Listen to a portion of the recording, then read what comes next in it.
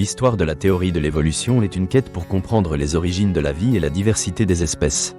Au cœur de cette histoire se trouve Charles Darwin, une figure emblématique. Son ouvrage majeur, L'origine des espèces, publié en 1859, a révolutionné notre compréhension des mécanismes biologiques et notre perception des êtres vivants. Darwin, né en 1809, a été influencé par la botanique et la géologie. Son voyage à bord du navire HMS Beagle, de 1831 à 1836, a été déterminant dans l'élaboration de sa pensée. Il a observé la nature dans toute sa diversité, notamment aux îles Galapagos. Il a noté des variations frappantes entre les espèces d'oiseaux, telles que les pinsons, qui évoluaient différemment en fonction de leur environnement.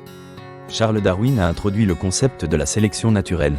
Ce principe stipule que les individus d'une espèce présentent des variations qui influencent leur survie dans un environnement donné. Les mieux adaptés survivent et transmettent ces caractéristiques à leur descendance. Ce mécanisme a permis d'expliquer comment les espèces évoluent au fil du temps, enrichissant ainsi le débat scientifique de l'époque.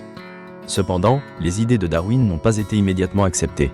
Elles ont suscité des controverses, notamment dans le milieu religieux, car la théorie de l'évolution remettait en cause le récit biblique de la création. Pour certains, accepter l'évolution signifiait renoncer à une vision anthropocentrique de la vie. Le conflit entre science et religion a donc marqué le développement de cette théorie. Au début du XXe siècle, les débats autour de la théorie de l'évolution ont été ravivés par l'émergence de la génétique. Gregor Mendel, considéré comme le père de la génétique, a mené des expériences sur des pois en 1865, bien que ses travaux n'aient été reconnus qu'au début du XXe siècle. La redécouverte de ces recherches a permis une synthèse entre les notions de sélection naturelle de Darwin et les principes de l'hérédité, donnant naissance à la synthèse moderne de l'évolution. La théorie de l'évolution a continué à évoluer. Des avancées en biologie moléculaire et en paléontologie ont renforcé notre compréhension. Avec l'apparition de l'acide désoxyribonucléique, il est devenu possible d'étudier les relations évolutives entre les espèces à un niveau fondamental. La biologie moléculaire a également démontré des mécanismes d'évolution, comme la dérive génétique, enrichissant ainsi la théorie. L'histoire de l'évolution ne se limite pas à Darwin. D'autres chercheurs, comme Alfred Russel Wallace, co-auteur avec Darwin du principe de la sélection naturelle, ont également joué un rôle clé. Des figures comme Karl Ernst von Baer et Pierre Teilhard de Chardin ont influencé la pensée évolutionniste en intégrant des perspectives philosophiques. À partir des années 60, la théorie de l'évolution a été confrontée à de nouveaux défis. Des mouvements comme le créationnisme ont remis en question la science de l'évolution. Ces mouvements étaient souvent alimentés par des préoccupations culturelles et religieuses, opposant un récit mythologique à une approche scientifique. Malgré cela, la théorie de l'évolution a perduré comme fondement de la biologie moderne.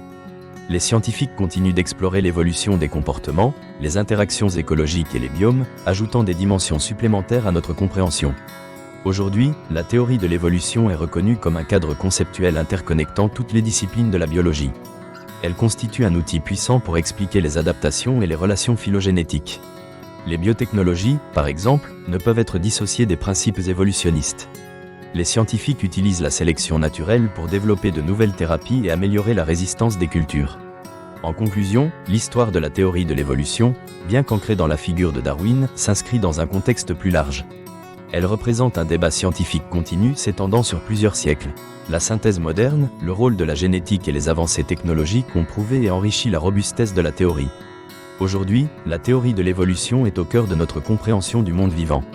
Elle nous rappelle que la vie sur Terre est le résultat d'un processus complexe, continu et fascinant.